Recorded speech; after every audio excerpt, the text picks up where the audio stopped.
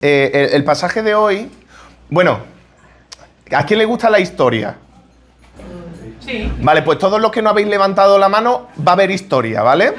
Entonces, es interesante este capítulo 7 porque, bueno, vamos a recordar un poco qué es lo que sucede hasta este momento. Bueno, ya dijimos que hemos comenzado una miniserie dentro de la serie de Hechos, ¿vale?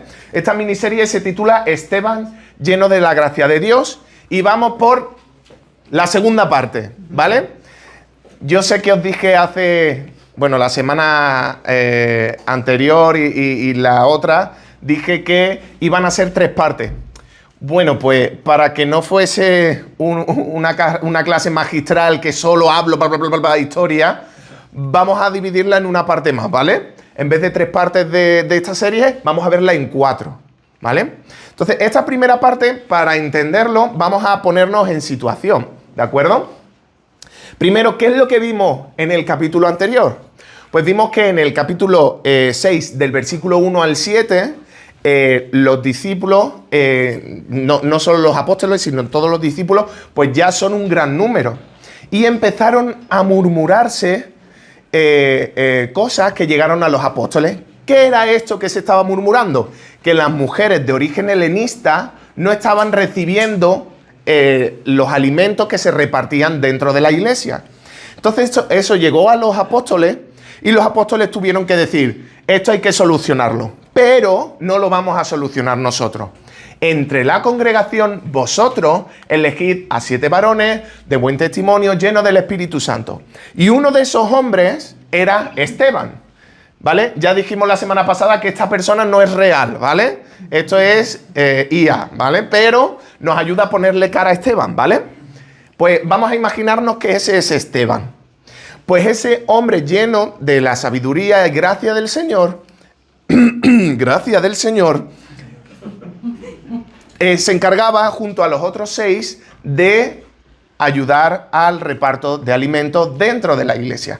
Recordamos que muchos de los discípulos vendían todo lo que tenían para repartirlo entre todos los creyentes. Pues bien, pasa una cosa que vemos a partir de Hechos 6, del 8 al 15, que es que vemos por fin a un discípulo que no es de dentro del grupo de los apóstoles, que está enseñando y que está enseñando con gracia y con poder del Espíritu Santo de Dios. Antes veíamos cómo eran los apóstoles, aquellos los únicos que se encargaban de predicar el Evangelio, y veíamos cómo que era necesario que primero la persona pudiese crecer. Y podemos saber que Esteban era lleno del Espíritu porque uno de los requisitos que pusieron los apóstoles para elegir a estos 7 hombres es que tenía que tener un recorrido. Tenía que tener sabiduría y estar llenos del Espíritu Santo. Entonces, Esteban empezó a predicar ¿a quiénes? A los de su propio origen, a los helenistas. Y en uno de estos debates y conversaciones con, concretamente, la sinagoga de los libertos, recordábamos que no era una secta rara, sino que era probablemente una sinagoga donde judíos helenistas que estaban esclavos del Imperio Romano eran liberados y formaron esa sinagoga. O eran descendientes de esclavos de los romanos, judíos, pero helenistas. Y veíamos como Esteban también era helenista. Entonces, ese roce que se estaba enfrentando entre Esteban y los de esta sinagoga, era relevante que fueran helenistas. ¿Por qué? Porque estarían hablando el mismo idioma, solo que no estarían de acuerdo los unos con los otros. Vale, ya puestos en situación, ahora sí, he puesto en vez de un 3 una letra rara, pero bueno, esto es un 3, ¿vale? Hechos, y no es 6 del 1 al 7, esto lo tapamos, Hechos 7 del 1 al 19, ¿vale? Hechos 7 del 1 al 19, y es donde estamos ahora. Pero antes de abordar, perdonadme los gallos, es que sigo en la pubertad después de 30 años. Después de todo esto, para ver cómo continúa, vemos que a Esteban lo han llevado ante el concilio, ante el Sanedrín, y le acusaban de lo siguiente. Lo podemos ver en Hechos 6, del 13 al 14. Dice, presentaron testigos falsos que declararon este hombre no deja de hablar contra este lugar santo y contra la ley. Le hemos oído decir que ese Jesús de Nazaret destruirá este lugar y cambiará las tradiciones que nos dejó Moisés. No vamos a hacer exégesis de esos dos versículos porque ya lo hicimos anteriormente. Si queréis saber la exégesis, está en YouTube. Podéis meteros ahí y buscar la predicación. Vamos a ir directamente a lo que está pasando ahora mismo. Y Tachán, la Biblia audible se ha encendido. No pasa nada. Tenemos dos Biblias audibles. Tachán. Tenemos español, inglés y chino. ¿Vale? ¿Vale? Así que la iglesia toda pueda entenderlo todo. ¿Vale? Entonces, vamos a leer parte por parte. Dice, ¿son ciertas estas acusaciones? Voy a abrirlo mejor aquí, porque esto se ha liado un poco, no pasa nada. Son cosas del directo. Dice, ¿son ciertas estas acusaciones? Le preguntó el sumo sacerdote a Esteban. Y Esteban contestó, hermanos y padres, escuchadme. El Dios de la gloria se apareció a nuestro padre Abraham cuando éste aún vivía en Mesopotamia. Antes de establecerse en Harán, deja tu tierra y a tus parientes, le dijo Dios, y ve a la tierra que yo te mostraré. Aquí voy a dejar lo que voy a hablar en español, ¿vale? Para que todos entendamos lo que estoy diciendo, así que sea un poquito más fácil. Quizás no lo diga exactamente porque voy a tirar de memoria, pero todo lo que voy a decir está aquí escrito, ¿vale? Bien, le pregunta el sumo sacerdote a Esteban si las acusaciones son de verdad, son ciertas aquellas acusaciones. Y él comienza muy sabiamente. Primeramente dice hermanos y padres. Se está poniendo a la misma distancia de ellos. Él no cree que es superior. Él no cree que es de otra religión. Él no cree que ellos son ajenos a su realidad. Él se identifica, hermanos. Él era judío al igual que los otros. Y dice, y padres, está reconociendo la autoridad del Sanedrín. Él empieza de una manera pacífica. Él se acerca ante esas acusaciones de manera pacífica y diciéndonos a nosotros que todo lo que va a decir a continuación lo va a decir desde el respeto, pero también desde dentro del conocimiento judío. Dice, escuchadme, el Dios de la gloria se apareció a nuestro padre Abraham. De nuevo se vuelve a identificar. Yo soy también parte de esa tradición judía que tenemos. Le está diciendo Esteban en otras palabras. Vuestro padre Abraham también es mi padre Abraham. Cuando aún éste vivía en Mesopotamia. Vale. Esteban va a comenzar desde Génesis, no desde la creación del mundo, pero sí desde Abraham y va a ir hasta los profetas. Si queréis un resumen de todo el Antiguo Testamento, leeros Hechos 7, ¿vale? Porque ahí vais a encontrar todo, quizás no detallado y desglosado, porque el Antiguo Testamento es amplio, ¿vale? Son muchos libros y es bastante gordito. Pero Esteban no los resume, ¿vale? Eso no quiere decir que como ya Esteban nos lo ha resumido, no tenemos que leernos el Antiguo Testamento también, ¿vale? Hay que leerlo. Y para entender lo que Esteban está diciendo, tenemos que ir al Antiguo Testamento. Dice, se apareció a nuestro padre Abraham cuando éste aún vivía en Mesopotamia. Mesopotamia es el Ur de los Caldeos que vemos en el Antiguo Testamento, ¿vale? Pero aquí Esteban dice Mesopotamia. Antes de establecerse en Harán, ¿vale? Aquí está recorriendo Génesis 11, 12, ¿vale? Y está exponiendo una historia que si lo leemos así de pasada, decimos, bueno, es un simple resumen del Antiguo Testamento. Pero recordemos que la intención que tiene Esteban es contestar a las acusaciones que se les están dando. Dice, deja tu tierra y a tus parientes, le dijo Dios, y ve a la tierra que yo te mostraré. ¿Por qué está contando esto Esteban? Lo interesante es que le están acusando sobre el templo, sobre el lugar santo. Pero aquí Esteban nos está dando a conocer que Dios ya habló a Abraham antes de que hubiera una zona santa, una tierra santa, antes de que hubiera un tabernáculo, antes de que hubiera un templo. Por lo tanto, en otras palabras, Esteban está diciendo, Dios, la presencia de Dios ya estaba con Abraham antes de este templo con el que se me está acusando. Deja tu tierra y a tus parientes. Dios, el Dios de la gloria, se apareció. Se apareció. Su presencia, si mi presencia no está aquí, yo no me aparezco. Esto no está diciendo Esteban que se le apareció físicamente, sino que su presencia estaba delante de Abraham. Entonces no había todavía templo, no había tierra santa, pero el Dios de la gloria se manifestaba. El pueblo judío todavía estaba en proceso. De momento solo había una promesa. Y de momento no había ni siquiera hijo. Nos lo dice Esteban en los siguientes versículos. Dice, entonces salió de la tierra de los caldeos y se estableció en Harán. Desde allí, después de la muerte de su padre, Dios lo trasladó a la tierra en la que vosotros vivís ahora. No le dio herencia alguna en ella, ni siquiera donde plantar el pie, pero le prometió dársela en posesión a él y a su descendencia, aunque Abraham no tenía ni un solo hijo todavía. La presencia de Dios estaba con Abraham incluso antes de darle descendencia. Y la fe de Abraham fue lo que impulsó a que los que están escuchando a Esteban llegasen a ese punto. Porque sin la fe de Abraham, el pueblo no hubiera crecido. Entonces salió de la tierra de los caldeos y se estableció en Harán. De momento todavía no ha llegado a Tierra Santa.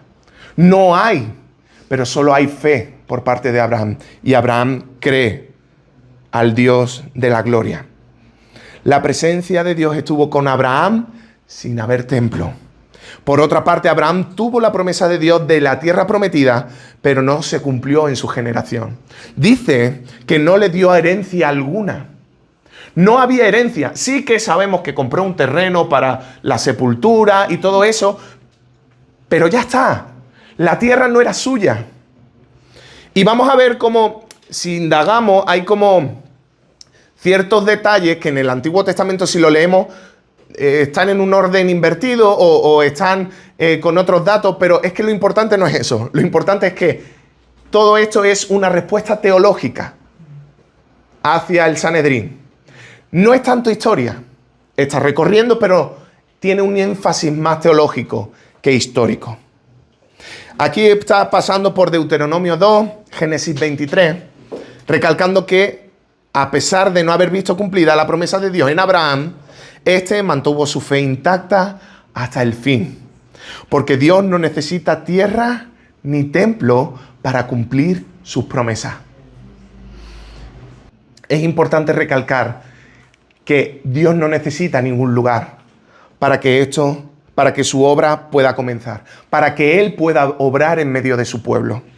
Por lo tanto, esa acusación que le están haciendo a Esteban de que está hablando en contra del lugar santo, en contra del templo, en contra de la ley, no tiene sentido. De momento, en estos pasajes solo vamos a centrarnos en el templo, en el lugar santo. En la semana siguiente veremos el tema de la ley con Moisés. Ahora bien, dice el versículo 6, Dios le dijo así, tus descendientes vivirán como extranjeros en tierra extraña, donde serán esclavizados y maltratados durante 400 años. Aquí está apuntando a Egipto. Pero sea cual sea la nación que los esclavice, yo la castigaré y después tus descendientes saldrán de esa tierra y me adorarán en este lugar. Ahora Esteban recorre Génesis 15 para explicar que el pueblo de Dios ha pasado muchas opresiones, pero que está apuntando hacia el Éxodo. Está apuntando hacia los 400 años de esclavitud que estuvo el pueblo de Israel en Egipto. Dice que pasarán 400 años y que Dios castigará no solo a esa nación, sino cual sea la nación que esclavice al pueblo de Dios. En ese momento podrían pensar solo en el pueblo judío, pero ahora podemos pensar en cualquier nación que esté en contra del pueblo de Dios, en contra de todo aquel que ha creído en Cristo. Pero esto también tiene un punto teológico fuerte, porque podemos pensar solo en Egipto, pero podemos pensar también en la obra que Cristo hizo en la cruz. Él venció al pecado y a la muerte a través de su muerte y resurrección, y nos liberó a nosotros de la esclavitud. Aquí estamos viendo cómo Esteban ya está encaminando su discurso. Está encaminando hacia dónde quiere llegar. ¿Y por qué está explicando todo esto? Esto es como un pre-Cristo, una previsión de lo que va a suceder con Cristo. Dios no va a dejar que su pueblo esté en esclavitud de ninguna clase, menos aún de la esclavitud del pecado. Porque vemos cómo en la parábola del hombre fuerte, dice, ¿quién podrá vencer al hombre fuerte sino uno mayor que ese hombre fuerte, que lo ate y le quite sus posesiones? Los esclavos eran posesión del dueño. Por lo tanto, Cristo vino para arrebatarnos del pecado y la muerte. Siempre y cuando confesamos por nuestra boca que Él ha hecho esa obra por nosotros, que Él es el Señor, que Él es Dios encarnado. Para mí esto tiene un peso fortísimo. Podríamos pasar de pasada, valga la redundancia, pasar de pasada, pero tenemos que analizarlo. Todo esto llega a nuestro corazón. Ahora bien, dice, y me adorarán en este lugar. Pero no está haciendo referencia al templo. Puede que se esté haciendo referencia a la tierra, a la tierra o al monte que se expresa en Éxodo 3, ¿vale? Pero no está hablando de templo. Todavía no hay templo. Dios no está limitado al templo. Dios no está encajonado en cuatro paredes. Ya me sale hasta en catalán. Yo ya la alucino. Dios no está en una cajita cerrado. Dios no está en 4 paredes, en 4 muros de hormigón. No. Dios no tiene dónde entrar, sino solo y exclusivamente en aquel que ha creído y ha confiado en Cristo. Ahí sí que mora Cristo. Ahí sí que mora Dios. Pero es que me puede y me adelanto. No vamos a adelantarnos. Vamos a seguir leyendo. Y dice, hizo con Abraham el pacto que tenía por señal la circuncisión. Así, cuando Abraham tuvo a su hijo Isaac, lo circuncidó a los 8 días de nacer. E Isaac a Jacob, y Jacob a los 12 patriarcas. Y los patriarcas sus hijos, y sus hijos, hasta llegar a Esteban y a todo el concilio que estaba frente a él. Esteban aquí está señalando Génesis 17, donde Dios da a Abraham esta señal de la circuncisión. Pero si nos ponemos a analizar, la ley todavía no ha sido revelada. Pero Dios ya ha mandado que después de 8 días fuese circuncidado. ¿Qué es lo que está diciendo Esteban con todo esto? ¿Por qué enfatiza en esos 8 días? Porque podría haber dicho perfectamente, así cuando Abraham tuvo a su hijo Isaac, lo circuncidó. Isaac a su hijo y Jacob a sus hijos y así. Pero menciona los 8 días. La ley viene después de la palabra de Dios. Primero fue la palabra y después viene lo que tenga que venir. Pero primero viene la palabra de Dios. Y la palabra de Dios no está en 10 mandamientos. Porque no se puede reflejar al completo la ley de Dios. Porque sí, los judíos se ponían a sacar leyes. Bueno, y para prevenir esta ley vamos a hacer esta para prevenirnos. Pero aún así no podían cumplir toda la ley. Porque con tan solo que fallaran en un punto de la ley, ya eran condenados de todas ellas. Siempre había algo que les impedía cumplir con la ley de Dios, porque la ley de Dios es infinita. Él es perfecto y el ser humano no puede llegar a esa perfección. Abraham circuncidó a Isaac cumpliendo con la ley, pero la ley viene en Levítico 12, concretamente esta de la circuncisión 12:3. La palabra de Dios estuvo antes que la ley. La circuncisión fue una señal del pacto, pero no el inicio de la relación con Dios.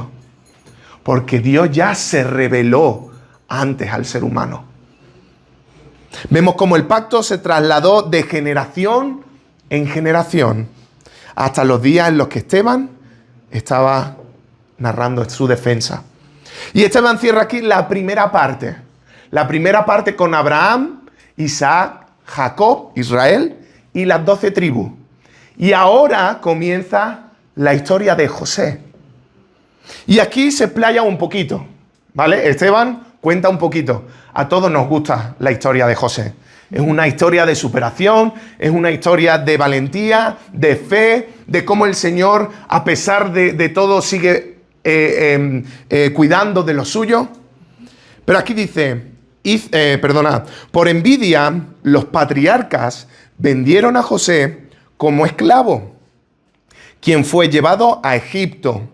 Pero Dios estaba con él y lo libró de todas sus desgracias. Le dio sabiduría para ganarse el favor del faraón, rey de Egipto, que lo nombró gobernador del país y del palacio real. Aquí hay que enfatizar en las primeras palabras de Esteban.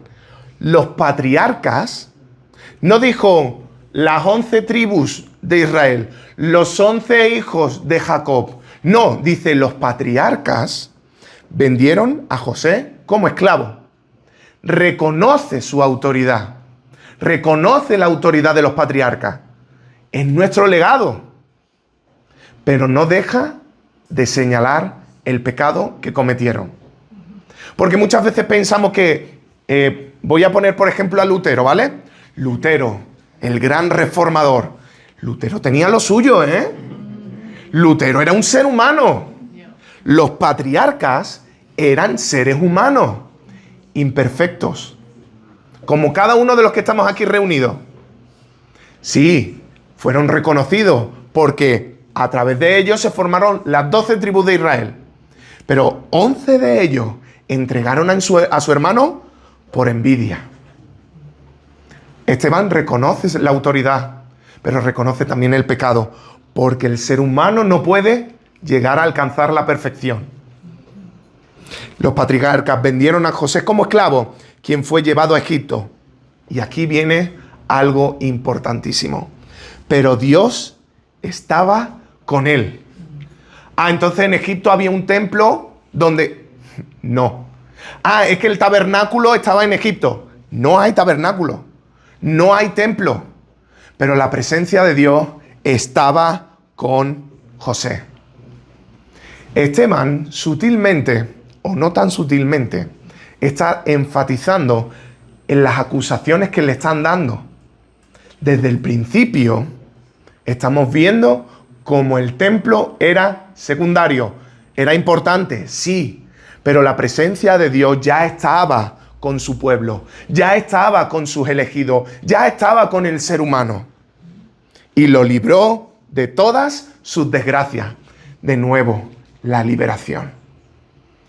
Dios quiere liberar a su pueblo de cualquier esclavitud, sea humana o espiritual.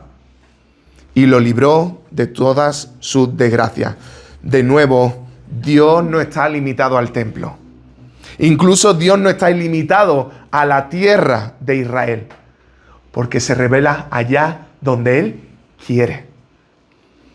Cabe destacar que podemos ver en este ejemplo de José la oposición de dónde viene. Porque al principio podemos decir, claro, es que ya avisó de que habría oposición durante 400 años y se está refiriendo a Egipto, después cuando tienen que hacer el éxodo y Moisés los saca. Pero aquí, ¿de dónde viene la oposición? Del mismo pueblo de Dios. La oposición viene de los patriarcas.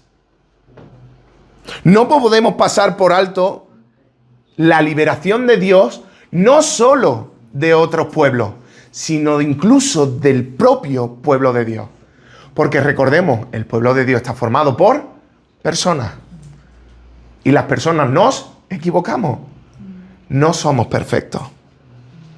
Aquí pasamos por Génesis 41, ¿vale? Donde José es elevado a gobernador de Egipto. Y aquí podemos ver algo que nos suena, ¿no? Aquí vemos como José fue rechazado por los suyos.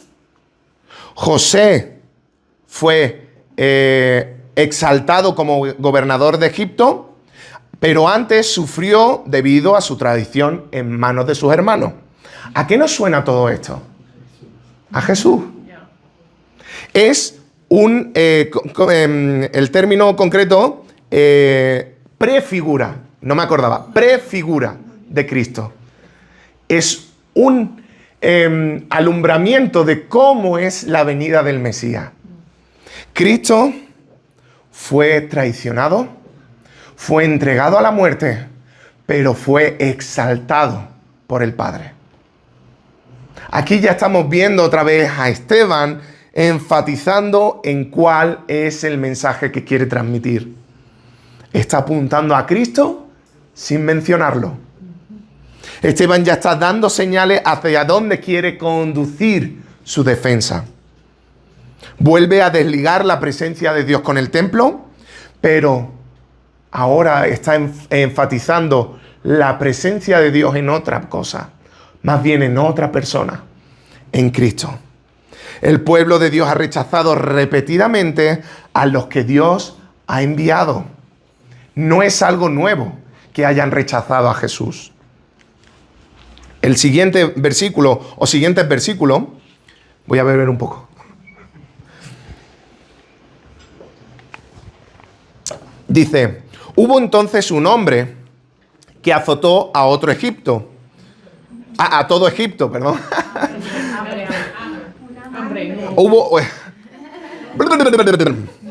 Hubo entonces un hambre que azotó a todo Egipto. Yo ya me iba a Moisés, ¿vale? A todo Egipto y a Canaán, causando mucho sufrimiento, y nuestros antepasados no encontraban alimentos. Al enterarse Jacob de que había comida en Egipto, mandó allá a nuestros antepasados en una primera visita. En la segunda, José se dio a conocer a sus hermanos y el faraón conoció el origen de José. Después de esto, José mandó llamar a su padre Jacob y a toda su familia, 75 personas en total. Aquí estamos viendo capítulo 41, capítulo 42, capítulo 45 de Génesis, ¿vale? Y aquí todo resumido. Es como que lo pone todo en un tubo y empuja y nos da todo el alimento, ¿no? Pues toda esta historia de José nos la cuenta en pocas frases. José perdona a sus hermanos. Perdona el dolor y la afrenta que le han hecho su propia familia. Y en su segunda presentación se muestra quién es realmente. Esto nos puede sonar también ¿a quién? A Cristo. No es la segunda aparición, ¿vale? Me refiero al perdón. Porque cuando a Cristo lo estaban crucificando, cuando a Cristo lo estaban apaleando, cuando a Cristo lo estaban insultando, lo estaban despreciando, ¿cuáles eran sus palabras? Padre, perdónalos porque no saben lo que hacen. Y aquí vemos otra vez un símil de Cristo, siendo José perdonando a sus hermanos, perdonando a su pueblo que lo había traicionado y que lo había vendido a la esclavitud. Esteban está lleno de la gracia del Espíritu Santo Y cada palabra que sale por su boca está medida. Tiene un porqué y un para qué. Algo interesante, voy a abrir un paréntesis, es que dice que son 75 familiares. Y esto nos da un detalle importante, porque si nos vamos a Génesis 46 o Éxodo 1, vemos que el texto hebreo nos dice 70. Pero en la Septuaginta nos dice 75. ¿Qué es la Septuaginta? Es la traducción al griego del Antiguo Testamento que estaba en hebreo. Por lo tanto, nos vuelve a enfatizar el origen de Esteban. Esteban era helenista, judío, pero helenista. Su idioma era el griego. Por eso probablemente, no voy a asegurar nada, porque no lo dice la Biblia, pero probablemente él estuviese citando las escrituras en griego de la traducción del hebreo. Y por eso dice 75 familias. Y cierro paréntesis. He querido dar este énfasis para entender también que a pesar de que fuese una traducción humana, que tiene podríamos decir error incluso, pero el propósito no es ver la veracidad de histórica, sino la profundidad teológica que tiene todo este mensaje. José reconcilia a su familia consigo mismo, sin tenerles en cuenta el mal que le han hecho. Al igual que Cristo nos reconcilia consigo mismo, a pesar del pecado que hemos cometido contra Él. Y lo íbamos a leer de pasada, ¿eh? El pueblo de Dios es preservado fuera de Canaán por medio de uno que fue rechazado. De nuevo, Dios no está limitado al templo ni a ningún lugar en concreto, pero Dios se está revelando a través de personas que no son aceptadas por su propio pueblo. Últimos versículos. Bueno, penúltimos, ¿vale? Dice, bajó entonces Jacob a Egipto y allí murieron él y nuestros antepasados. Sus restos fueron llevados a Siquén, ¿vale? Volvemos otra vez. Y puestos en el sepulcro que a buen precio Abraham había comprado a los hijos de Hamor en Siquén. Ahí ya está, a punto. ¿Vale? Murieron. Y aquí cerramos el ciclo de José, de los patriarcas. Cerramos esta parte histórica. Y nos dice que sus restos fueron, ¿a dónde? A Siquén. Ellos murieron en Egipto, pero sus restos fueron a Siquén. Aquí hay un poco de controversia, porque se nos está viendo resumido el capítulo 46 al 49 de Génesis, ¿vale? En una sola frase, bajó entonces Jacob a Egipto y allí murieron él y nuestros antepasados. Es cierto que Abraham compró un terreno, pero también es cierto que Jacob compró otro. Y hay como una diferencia entre el texto del Antiguo Testamento con lo que está diciendo Esteban, pero de nuevo, no es lo importante. Lo importante es que volvieron sus restos al origen. Volvieron sus restos, pero la historia continúa. Porque lo que pasó, pasó. Pero lo importante es lo que Dios sigue haciendo a través de su pueblo. Es cierto que el tema de los restos es controversial. En Génesis 23 dice que Abraham compra Macpela. Y Génesis 33 dice que Jacob compró una parcela en Siquén. Pero nos está diciendo que es Abraham quien había comprado. Da igual quién haya comprado qué. Lo importante es la relevancia teológica, no la importancia histórica de lo que está narrando Esteban. Porque igual que Esteban, yo también puedo decir cosas fuera de orden, pero lo importante es el mensaje que estoy transmitiendo de parte de Dios. Los patriarcas fueron enterrados en la tierra prometida como símbolo de fe en la promesa futura. Dios no se ha olvidado de su pacto.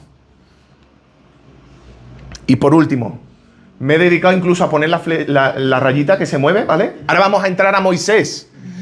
Pero no lo vamos a ver hoy, lo vamos a ver la semana que viene, ¿vale? Pero antes de entrar a Moisés, Esteban dice, Cuando ya se acercaba el tiempo de que se cumpliera la promesa que Dios le había hecho a Abraham, el pueblo crecía y se multiplicaba en Egipto.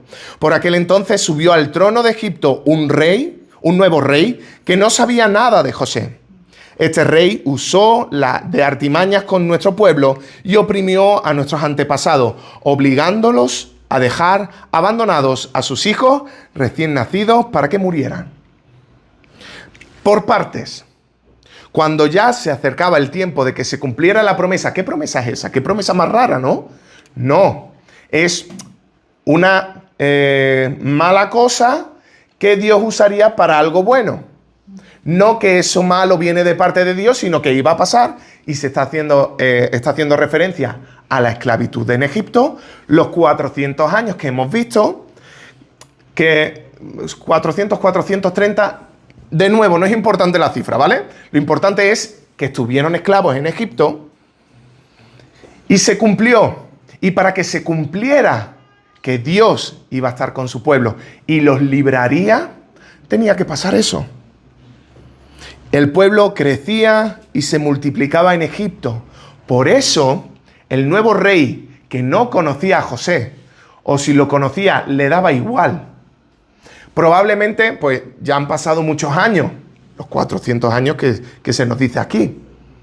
Les daba igual el pueblo de Israel. Lo único que les preocupaba era que era una mano de obra barata y que había que tener cuidado porque si seguían creciendo se podrían revolucionar e ir en contra de los egipcios. Entonces aquí suavemente Esteban nos dice que los obligó a dejar abandonados a sus hijos, para decir suavemente que lo que quería era erradicar con las nuevas generaciones judías en Egipto. Hasta aquí hemos visto un trozo de la historia del Antiguo Testamento. Y aquí es la aplicación de ahora. Después de este recorrido histórico, pero sobre todo teológico, de la presencia de Dios en su pueblo, Esteban está hablando en contra del templo y contra la ley, como le están acusando. Podemos decir un rotundo no. Está señalando la importancia de la presencia de Dios fuera del templo. El templo era importante, sí. La ley era santa, sí. Pero más todavía es aquel que viene de parte de Dios, Cristo mismo. Porque en Cristo está la presencia de Dios encarnada. Se nos ha dado a conocer de manera que pudiéramos tocarlo y verlo como un ser humano. Y muchas veces he contado y he dicho, ¿no? A Jesús cuando se daba un golpe con la puerta, le salía un moratón. Cuando bebía mucho, tenía que ir al baño. Era un ser humano, completamente humano, pero también completamente Dios. Enteramente es Dios hombre. No hay división, no hay confusión. La respuesta es clara. Esteban no está en contra del templo ni en contra de la ley de Dios. Es precisamente este Dios que nunca se ha limitado al templo quien se ha revelado de forma definitiva en ese Jesús de Nazaret, al que están despreciando este concilio, este Sanedrín. Y ese es el mensaje que quiere transmitir Esteban. Desde el principio habéis rechazado a todos los que venían como mensajeros de parte de Dios, como enviados de parte de Dios, como elegidos de parte de Dios. Y ahora no es algo nuevo. Por eso, esta no es solo la defensa de Esteban, es también un llamado a hoy en día, a no aferrarnos a estructuras, a costumbres, a ideas que pueden haber perdido su propósito, sino a fijarnos constantemente en Cristo. ¿Qué es lo que quiere Cristo de nosotros? ¿Qué es lo que quiere Cristo de su iglesia? ¿Hacia dónde quiere llevarnos Cristo? Eso no quiere decir que como Dios puede obrar como quiera, vamos a olvidarnos de todo. No. Pero como decía en domingos anteriores, analicemos. ¿Cuál es el propósito de cada cosa? ¿Debemos seguir haciendo como hacíamos hace 50 años? ¿Tenemos que cambiarlo obligatoriamente? ¿O tenemos que buscar la dirección del Espíritu Santo? Y ahora, unas preguntas difíciles. Difíciles no porque esté en un castellano muy redombante, sino difíciles porque es difícil de asimilar. Y nosotros nos atreveríamos a seguir al Dios de la gloria que hemos visto en este texto, aunque eso nos saque de nuestra zona de confort. ¿Estamos dispuestos? ¿Reconoceríamos hoy al verdadero templo, que es Cristo? ¿Dejaremos que Dios se mueva en nuestra vida? ¿O seguiremos limitando a nuestras propias expectativas? ¿Seguiremos encasillando a Dios en una cajita, en 4 paredes? ¿O llevaremos el nombre de Cristo a un mundo que tanto lo necesita? Ese es nuestro llamado, como hijos de Dios, a ir y a hacer discípulos, a enseñar la vida que ha transformado Cristo en nosotros, para que el mundo también pueda tener esa vida. Y podamos enseñarle, y que todos juntos podamos estar ante la presencia del Dios de la gloria, alabándole, exaltándole y glorificándole por toda la eternidad. Los pelos de punta. Imaginaros que ahora estamos con dolor de espalda, que nos duele el dedo gordo del pie, que nos salen canas, que se nos cae el pelo, que nos duele la tripa, que hay mal, que hay destrucción, que hay guerra, que hay llanto, que hay asesinato, que hay sufrimiento. Pero un día estaremos delante del Rey de Reyes, exaltándole porque Él ha transformado nuestra vida y ha dado su propia vida por amor a nosotros. Ha dejado su gloria por hacerse un ser humano y entregarse en manos pecadoras como las nuestras, por amor. ¿Nos vamos a quedar con ese regalo aquí? ¿O vamos a regalar ese regalo al mundo fuera de nuestras 4 paredes? Pongámoslo en oración y sigamos estudiando lo que Esteban intentaba enseñar y transmitir a su pueblo. Amén.